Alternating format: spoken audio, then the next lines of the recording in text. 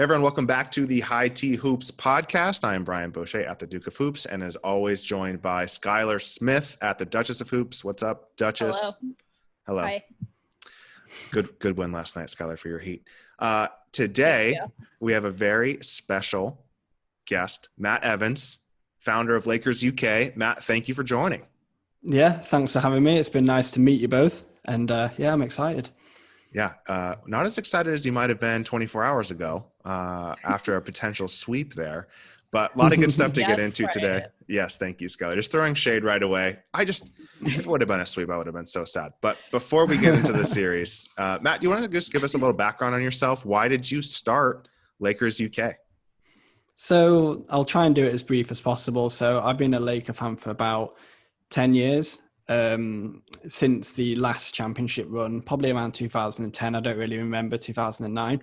And it's kind of, I think people think I've just been a diehard fan since then, but that's when I kind of like learned through the game, and especially being from the UK, haven't had much exposure to it back then. So it was mainly playing through the 2K games, which was really cool and helped a lot. And then from there, obviously the tanking years kind of extended my knowledge and kind of people hated them years, but I weirdly enjoyed them because it was pivotal to me kind of, building my basketball knowledge. And then it's just gone from there, really. I kind of didn't have much of a community or people to engage with about the Lakers. So I think for a few years, I can't really remember because it's a bit of a blur now, I was kind of waiting for something to happen. Obviously, there was the NBA UK fans guys, there was a Double Clutch, but there was nothing really Lakers. So I decided to just go ahead and do it myself. I believe that was 2018, maybe late 2018. And it's just grown since then, really. We actually started out, for people that didn't know, as Lakers Fan Club UK, and we were just like a little fan club. And then from then, we've had a lot of support from the UK, Europe, the States as well. And from the actual franchise, I've been over there personally and spoken to them and met with them and had certain discussions, hoping to get, hopefully when all this virus is done, hoping to get a group over there. And it's just grown, and it just keeps growing. It's crazy, really. So, I think that's kind of it. Crazy journey. Yeah, it's been fun to see the growth. I think you have one of the most popular Twitter accounts for the different fan bases of the different teams, which, seeing another Lakers one come up as a Nuggets fan. We had a little bit of Nuggets Europe in there. There's a few little Nuggets ones. Skylar, unfortunately, I don't see any Pistons fan club accounts in the UK. I don't think there is one, honestly. Maybe I'll have to start it. I think I'll just follow Matt's lead. There used to be one? Oh, I think no. so. There was no one else that wanted to join. A lot of them have come and gone because one thing I will say is it takes a lot of hard work to run like a fan page, and to even do what you guys are doing with consistent podcasts. I think people think that they can just jump straight into it and they reap the rewards of it, but it's really hard. Yeah, if you haven't listened to our NBA or our casual UK fan guide to NBA teams, we did one team a day for 22 straight days. Wow. It was awful, we thought Matt. We just jump right into it. It was we were Never those people again. that thought we could just jump back and do it. Yeah, I can imagine that sounded like a good idea. Yeah, easy pod a day, just cover great. the team. Mm-hmm. It's fun. God, that was terrible. Awful. Never. By the end, we're just like, who are Lakers? Cool. LeBron next. What's the next team? Bucks. Great. Giannis. It was a grind. You're right. But if we go into like how you've actually grown the community, where have you found people really coming, attracted into the Twitter community on other platforms? What has attracted people in, and how are you finding these other Lakers fans in the UK? So, I think in terms of actually the community growing, I think people have found us. So, on my personal Twitter, I kind of knew a handful of Laker fans. So upon starting Lakers UK, there was kind of that foundation. And then it kind of extended from there, really. I think a lot of people just probably search Lakers UK on Twitter and they find us straight away. But I think the main thing is just interacting, just being visible on Twitter is our main outlet. One thing which I found really good was kind of like commenting on the official Lakers posts, so we were visible in kind of the feed underneath, and just interacting with people, kind of trying to come at it from a bit of a new twist, instead of just being like, this game's on at this time and thingy scored so many points. Kind of just trying to come at it from a bit of like a statistical standpoint, advanced stats, trying to provide something a little bit different, really.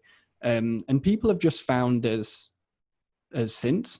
They've stumbled across, sent us tweets, DMs, and then it's formed this group chat, which has got, I think Twitter stops when you have 50 people in a group chat. That's pretty much full. I think we've got like 1 or 2 spaces. That's gone over to WhatsApp. It's created this like Patreon community as well, where people can help us out a little bit, which I was really surprised that people actually wanted to do that. It's turned into people buying t-shirts and hoodies. It's just gone crazy. But I think social media is key. We've had a lot of big breaks. We did a April Fool's tweet, and Damian Lillard responded to it, saying that like he should come to the Lakers, kind of just playing that everyone's going to the Lakers narrative. So I think you've got to be a little bit smart as well, and have them kind of punchy tweets that can be a bit funny, that can kind of blow up every now and then, which I think certainly does help. Yeah, that's great. It's been fun to see it grow.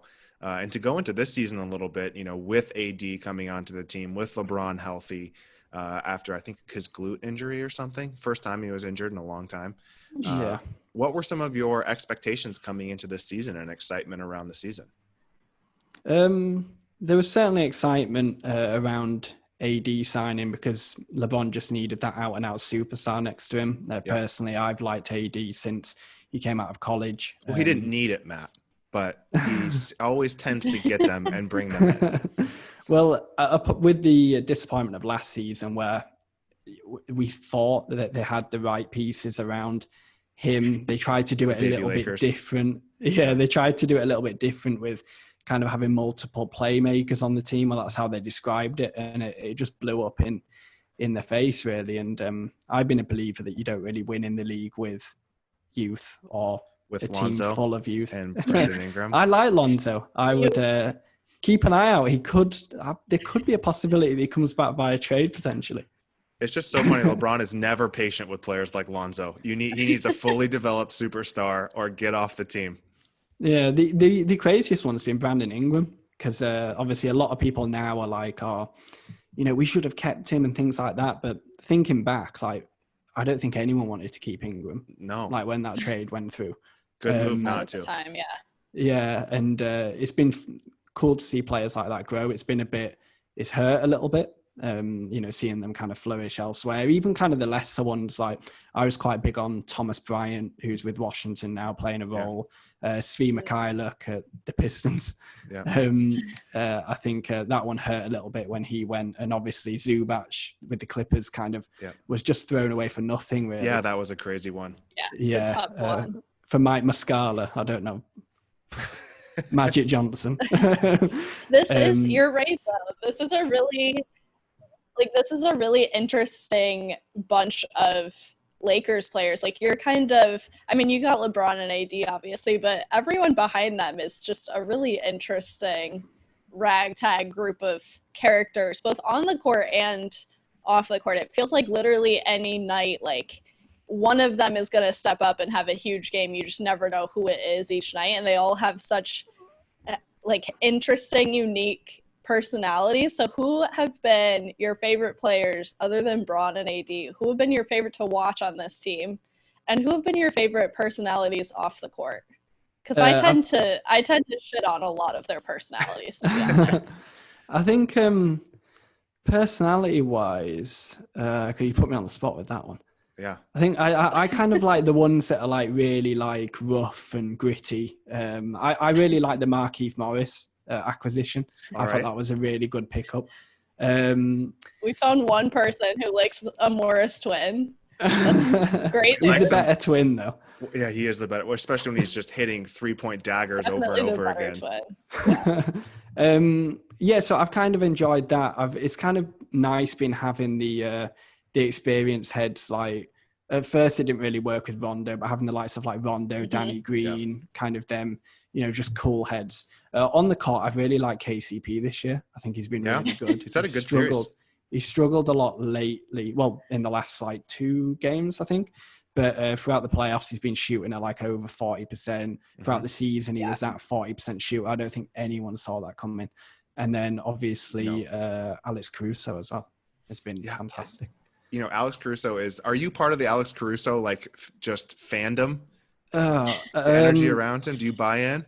I buy into it, but I try not to be in it, if that makes sense. Because it's kind of a bit cheesy. Yeah. It's kind of like a bit cheesy. I think that's a good way to do it. Yeah, but his impact is ridiculous. It's you really do have to take him seriously. Yeah, he's almost like a cult favorite, but he's actually been really important in this series, and he's turning actually into a contributing role player more so than even like Danny Green, who can't make a shot in many games, as we talked about on the Zone podcast, the inconsistency of the role players. I'm glad you didn't say Kuzma, because she won't admit it, but I'm 99% sure the Duchess started that petition that Kuzma wouldn't get a ring if they won the finals. I did not. That was actually another thing. I did a tweet about that last night, and it went a bit crazy. And he played, and then he came back and had that game. So he must have seen that petition. He must have seen it. If you started that, just wait until he does it in Game 4 and the Lakers actually win. That could be down on you. Don't motivate Kuzma, Skylar. I promise it was not. It was not me. I have enough foresight to know that was just going to motivate him. Not to jinx yourself. I think someone actually asked him it in the interview at the end. I think they said, like, what do you think of like the criticism? He was like, Twitter's for jokes. yeah, something like that. He did not care. He said something like, "Oh, does it look like I care? I mean, I dyed my hair blonde. I definitely don't care." But I feel like he's actually like, that meme where it's like a guy like smiling and that is like taped onto his face, and the face is really he's like crying. Verbal meme. That's what I feel like. Kuzma's so funny. Verbal meme. Kuzma's like, Twitter's for jokes, but he's actually like crying inside. That was funny. He's sensitive. All right, let's go into this playoff run so far. We talked about this on the Zone where they beat my Nuggets, which was very sad. Just thank you for the gentleman's sweep, though. Yeah, the gentleman's sweep was respectful. I appreciate that. What have you thought of this playoff run so far, though? They're the clear favorites kind of going in, or not the clear favorites, but both LA teams were favorites going into the playoffs. And they have had to go through the Trailblazers, the Rockets, the Nuggets, and now they have to go against this red-hot Heat team. How have you been impressed? What has excited you? What are some of your thoughts on how they've gone through the playoffs? I think I've just taken every series step by step, which has been quite difficult because, as much as people don't want to admit it, there have been some incredibly good teams, and you kind of just, in the back of your head, you do wonder if that upset it is going to happen, especially when you face Damian Lillard, McCollum in round 1 off the back of the red hot form they had to get into the playoffs, which was an incredible setup with the playing game and things like that. But then they got past them with relative ease after a tough game 1. Then you go into the Houston series. I really wasn't looking forward to that just because how small they are. And funnily enough, I went over to LA in February, and I went to the game where Houston completely like demolished the Lakers when they went small on the trade deadline today. When they got like Covington. So that's kind of they got rid of Capella and just went small with Covington and PJ. Yeah. So you've kind of got that in the back of your head, like how, tricky is that going to be over the course of a 7-game series? But there was obviously belief that they should get the job done. And then obviously they did. Going into the Nuggets game, they had that incredible comeback against the Clippers. So again, you've got that in the back of your mind. So there's all sorts of these moving parts from series to series where I don't like to kind of speak too early because people have receipts on Twitter, don't they? You kind of go and, you go crazy, you go and say all this stuff, and then it comes back to blow you in the face. But I thought the Nuggets were incredibly strong. There were a few of them games which were really close. But again, got past them. And then we hit this Miami Heat team that, again, are a completely different dynamic of, absolutely plowed through the playoffs. I don't think anyone saw them coming, and they're not necessarily led by a star. They've got such a team Excuse me? dynamic. Shots fired. That's Whoa. I think I think it's good. I think Jimmy Butler obviously last night went and scored a 40-point triple-double, but he's not that like 35 point a night guy, but you've got that really well-rounded effort. And again, it was a different dynamic of team that we were facing, which got me a little bit worried until we went 2-0 up. And then I was like, oh, is this sweep going to happen here? But obviously it didn't. And the series is back on. It's I'm not going to lie, I'm a bit worried after last night. I love to hear that. And we're just going to keep this podcast moving. I'm just going to ignore the Jimmy slander for now. Let's go. I meant that in all respects. I didn't mean it in a bad way. I think it's like to say that he's the bad chemistry guy, that's completely under the carpet now. It's insane. No. Yeah. Let's go across the playoffs a little bit, though. I think you touched on something really important about this bubble experience, which is just like, we truly, like, in the NBA, I feel like in like the past 10 years, a lot of the times we've known what's going to happen. We know we're going to see Golden State. We know we're going to see Braun, like whoever. But the thing about this bubble is it really has felt like a lot of these series could go either way, and it has made these series really, really fun and really competitive. So when you think about this playoff experience in the bubble, outside of the Lakers, which are the series that you're kind of still thinking about, like, man, that was fun? Well, I think the Nuggets Clippers one is one, just because loved that. It was That's just hilarious, to be honest. You're looking forward to that Clippers showdown for so long, and then us, the Nuggets, take them down. Yeah, but the thing is as well, it depends how you look at it. I was a bit worried about a Western Conference Finals against the Clippers because I really thought it was a 50-50. So it depends how you look at it. I mean, we lost that Lakers-Clippers first ever playoff series. But then again, from a Lakers standpoint, we got what you saw as being an easier route. It's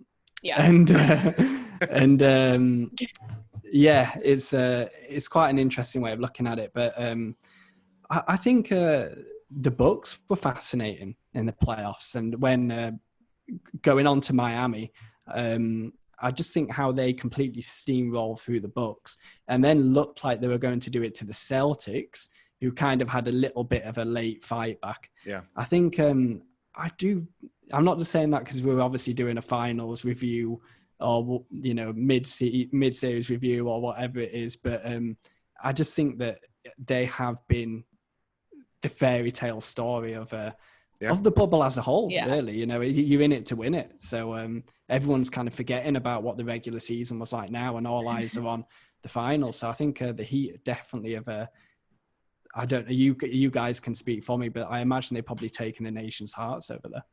Yeah, good recovery after the Jimmy comments. Very smooth veteran move. I don't know, Skylar, what's the pulse in the States? I think it's a lot of Lakers. I think it's like honestly 90% Lakers. I feel like it's mostly like because of Kobe. Like everyone LeBron, just wants to see the Lakers win this year. And it's Braun too, but it feels like 90% of the States is rooting for the Lakers. Okay. We'll be happy. It's weird. Yeah, I think just the fan base is so huge, isn't it? I studied in the States. I went to St. John's in New York for a period of time. And even just out there was people that were born all over, East Coast, completely other side of the country. And they were like diehard Laker fans. And it was quite crazy to see. A lot of them still keep in contact with. Yeah, but I think in the UK, we kind of like joke about like you've got Man United fans and Arsenal fans. You kind of like, you're never 5 foot away from a Man United fan. It's probably the same with a Laker fan in the US. Yeah. Yep, absolutely. But let's get into this series a little bit. So it is 2-1. Lakers took the first two. Pretty dominant performances from Anthony Davis and LeBron. Yeah, I think they both got over 30 both games or something, and just tore apart the zone. And thinking of LeBron and AD at the high and low post going out of zone is terrifying. And they were just dunking all over the Heat, Skylar. I'm sorry to say. The It's Heat fine. weren't It's the getting truth. rebounds. Anthony Davis reminded me of, like a high school player going back to middle school and then just getting every rebound with the putbacks against It's the like the Heat. coaches versus like the Yes, high exactly. schoolers game. Just the men versus the boys, which was tough to see. And I was like, oh, this series sucks. Like, this is going to be a sweep. I felt very similarly to you, Matt, where I just want a competitive series. Like, if the Lakers win, fine. I don't have any skin in this game, but I wanted some competition. Jimmy brought it in game 3. So we actually have a series now. Heat take game 3. What have been some of your takeaways from this series so far? It's quite difficult asking me that after last night. I'm glad. But I think I think a lot of people are kind of forgetting what happened in game 2, and them games were so dominant. I mean, obviously the Heat did have the little flurries where they kind of fought back, as did the Nuggets in the Western Conference Finals. Really, they made a game of it at some point. Them 25, 30 point leads were narrowed down to 8, they came 10, back. whatever it was. Yeah. Even game 1, when there was a blowout, they fought back. Yeah, exactly. I think, but I think as a whole, you just get them wins on the board, and then, I don't know if you guys have seen it, but Devontae Cacop, the two-way player for the Lakers, has been putting the board up on Instagram that's kind of they're ticking off all the wins that they need. And then there's like a trophy in the bottom as the path to the trophy. And when you're that close, you just need to get them wins on the board. So I thought the first 2 games were brilliant. I think the first quarter of the first game, the Heat just dominated. I got excited there. I don't think they necessarily did in scoreline, but just in terms of how the game was going, we were one step behind going big. So I think as soon as AD kind of jumped into that 5 position, that's when the dominance started for him. Yep. And then it seems like in game 3, the Heat made the necessary adjustments to I thought they were a lot more aggressive in pursuit of AD, who I'll be careful with what I say here. There's one saying in my head that I probably can't say, but he absolutely dropped a bullet with it. Them turnovers early on. Fouls. He just lost his head, which was really surprising to see. I really wasn't expecting that. And down the stretch as well, he was practically non-existent. The ball wasn't going to him. LeBron had a few stupid turnovers. They called traveling on LeBron twice. Twice. Unheard of. I wonder when the last time that happened was. Twice in one quarter? It was quarter? probably like 2006. I don't think that's ever happened. Never. We need a stat man or something on this pod to pull up those random ones. But Skylar, what have been your impressions of from a Heat supporter? You're a Pistons fan, but you've adopted the Heat through the playoffs, obviously, because of Jimmy Butler. What have you taken away from the series and then from last night, Jimmy Butler putting up that 40-point triple-double? Putting the team on his back. What a superstar. I'm just really disappointed that injuries are going to make it so that we don't get the full experience with this matchup. I was really looking forward to this matchup, and just it's so interesting how different these teams are built, and they have really different playing styles and really different coaches, and it was just going to be really interesting. And so I feel like every game I watch, I spend 90% of the game just disappointed that we're not getting to see the full sides of both teams. I think with Goran and Bam back, this would be a bit more competitive. I feel like we're just trying to push the series down far enough just so that we can get Bam back. But like you said, they just look so tiny and undersized and they just don't match the Lakers, and it's just not working the way it is. Jimmy had to have an extraordinary night last night to get that win. He's not had a ton of help from Tyler Hero or Duncan or the guys he would normally go to with Bam and Dragic out. So I'm just overall, I will be happy to see LeBron and the Lakers win. It's not that serious for me. I love LeBron. I'm not a Lakers hater, but I'm honestly just really disappointed that we're not seeing this series to the extent that I thought we would. Yeah. I was really looking forward to the Bam AD matchup, to see Dragic and Rondo go at each other as the veterans that are both playing, you know, setting the pace for the game. And it is, that's why I'm really happy that hopefully we get Bam back. There's no word, right, Matt? Do you have any breaking news for us? Are Bam or Dragic coming back for Game 4? I haven't got anything. I just think that they're still down as doubtful. But I think that if anything is going to happen, I think the Heat would be best keeping that to their chest right up until tip off. For sure. A bit similar to going back to was it the Rocket series where they put Markieff in and they announced it like half an hour before tip off? That's like the latest possible moment you can do it. I think that the Heat will do something like that. But I do agree with you there, Skylar. I didn't say that, but I think it has been a bit sad that we haven't got the full experience of this. And I think from just putting on my general basketball fan hat, you want to see the best face the best in the finals. And I think with the Heat being the underdogs, I can understand kind of people jumping on the Heat train, and for them to get as far as they have, and potentially not the season be derailed, but the series be derailed just because of a couple of injuries, very unlucky injuries, would be sad to see. So it does sound strange, but as a Laker fan, I do hope that. I don't think Dragic is coming back. I think it looks like he's probably out. But if Bam can come back, there's a lot of talk about it being an asterisk kind of championship, and I think if Bam doesn't come back, that's just gonna push that narrative even more. So I think you want to beat the best, especially when you're at the final hurdle. So hopefully you can come back very soon. Yeah, and we talked about this on the Zone podcast, Matt, where we said, all right, this is if everyone's healthy, which it turned out it's not. But if everyone was healthy, it's going to come down to the role players, because the Heat role players have been really strong. They were deeper before the injuries. The role players for the Lakers are pretty inconsistent, which we have definitely found through this series, especially in Game 3. So what do you think are some of the factors for the Lakers to actually close this series out and get those 2 more wins for the championship? Yeah, I think the role players are pivotal. I think after we did that podcast, I was kind of thinking about it a little bit, and I was thinking that I think the Lakers are the deeper team in terms of like the options that they've got on the bench. But I think in terms of like the actual quality of them options, I think the Heat hold the quality, which again just adds to that interesting dynamic between the two teams. I think we do need to get the role players firing. KCP and Danny Green just are ice cold at the moment, but last night we saw Kuzma and Markieff step up, which is very interesting. So I think the main thing off the back of last night, I would think, is get AD back into it. I think his confidence, I wouldn't say shattered, that's a bit strong, but he got toned down a little bit last night. So I think the main thing is get him cooking. LeBron's going to do what he's going to do. He's had a very strong night last night. Obviously had a few questionable turnovers in the final quarter. Throughout the whole game, really, the whole team did.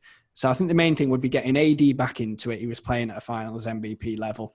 And then just go from there, really. I think one thing which I think is going to be very interesting is, and we'll wait and see, is are we going to see much of KCP again? Stepping up in the series. Butler practically bullied him down the stretch. And that's one thing which I haven't seen. This team has been so dominant, so physical this season. I have not seen that. And right at the end of the season, I've just seen a Lakers player be completely manhandled down the stretch. Just mid-range jumper after mid-range after post after post. He just wanted it, KCP. So it makes you think if KCP will actually play his way back into this series. That'll be interesting. Because they just kept switching onto him. A bit like what LeBron's been doing with Robinson when he's got the chance. Duncan's just looked like a deer in the headlights, like, oh shit, I have to guard LeBron. So I would just say one step at a time, get AD firing, and then we can go from there. Because the game last night was still very close. Yeah, they were in it the whole time. Played, and I mean, it's easy to say if Butler wasn't as hot as he was, Lakers could have potentially nicked it, but then possessions would have probably have gone to someone else who probably would have converted a few. AD though, and I think LeBron said this after the game where he got in early foul trouble, And then he was playing, AD is best, you're right, when he's aggressive, when he's taking, when he's in the paint, when he's taking his shots, when he's attacking. His fouls, LeBron said that he thought he was a little hesitant and wasn't as aggressive because he didn't want to get into even worse foul trouble. And then AD said that after the game as well, that early foul problem really kind of took him off his game. So I think you're right. But Jimmy had a near perfect game. He probably can't do that for 3 more times, Skylar. So what do you think some of the keys are here other than Duncan actually? I think he's perfect. You think he's to me, you are I think perfect. he can have 3 more perfect games. So the key is he has to have 3 more perfect games. Anything else? Jimmy has to continue being himself, which is perfect. Yeah, I mean, you gotta get. He doesn't Hero listen to and this, Duncan Skylar. stepping up. might I'm holding out He hope might, who that knows? one day he will, and he will our- come. Jimmy, come on the High Tea Hoops pod. I just have like one That's listen really from what I'm Miami or from angling for Orlando. here. It's Jimmy. All right, Skylar, No, what else? I Sorry. think seriously, you gotta get Hero and Duncan stepping up. Like without Bam and Dragic, like you have to have them. I don't know what's going on with them. They honestly just look so terrified. I swear it's every time they see LeBron. We talked about this on our pod last week, Matt, when that whole like debate was going down about like, are players too scared of LeBron these days? It's like, of course they're scared of LeBron. Like they're 20, Tyler Hero's 20. They've been watching LeBron their entire lives. And now all of a sudden his first year in the league, he's having, I don't know if he's guarding him. Duncan definitely is, but he's facing down LeBron and AD. Like that shit is terrifying. But Yes. I mean, whatever little Spoelstra magic he can work to, just instill confidence in them and tell them to just like calm down a little bit and just play their games. And Duncan's got to make some shots. Tyler's got to make some shots. They have not been going in. They've got to figure it out. Those two, I think, have got to figure it out if this Heat team has any chance without Bam and Dragic. Yeah. Well, it's going to be I'm so excited. It's actually a competitive series now. I'm really happy that Matt is a little bit nervous on this pod instead of up 3-0. Me too. I was really dreading if I came into this pod down 3-0 and you had just on your high Lakers horse. Yeah, I think funnily enough, we're planning our mid-series review for Lakers UK, and we were kind of thinking, well, if they go 3 up, that's not really mid-series, is it? And then if they go and sweep them and things like that, yeah. But then, I hate that so much. With this happening 2-1, I suppose in terms of our podcast, it is more of a mid-series review now. So, I'm not saying that I would have rather of them won last night. But it's better for content. With the podcast, exactly. You got to get the content out there. Yeah, exactly. Well, it's going to be a fun series. Matt, anything to plug here? Listen to your podcast. What else you got? I think just head over to LA Lakers UK over on Twitter and Instagram. That's where we commonly are. That's where you'll find the live streams of the podcast. The podcast is called The Late Late Show. We have a website, lakersuk.com. Go over to there. That's where like the podcast audio lives. We've got interviews with Phil Handy, Mike Pember, the Phil Handy interview. K-Cock. Awesome. Yeah, thanks. Just there's all sorts of stuff. We've got like a few partners so you can save a bit of money on stuff. Yeah, there probably is more, but that's pretty much it. Go follow, even if you're just a general NBA fan, and even if you hate the Lakers, it's a fun follow. So get in there. I appreciate that. Yeah. All right. Thanks so much for coming on, Matt. And we will be back next week talking about a winner. So Skylar, the next time we talk, we'll know who wins this. Scary. All right. Thanks, Skylar. Thanks, We'll be Matt. talking Jimmy MVP. We'll see. All right. Bye.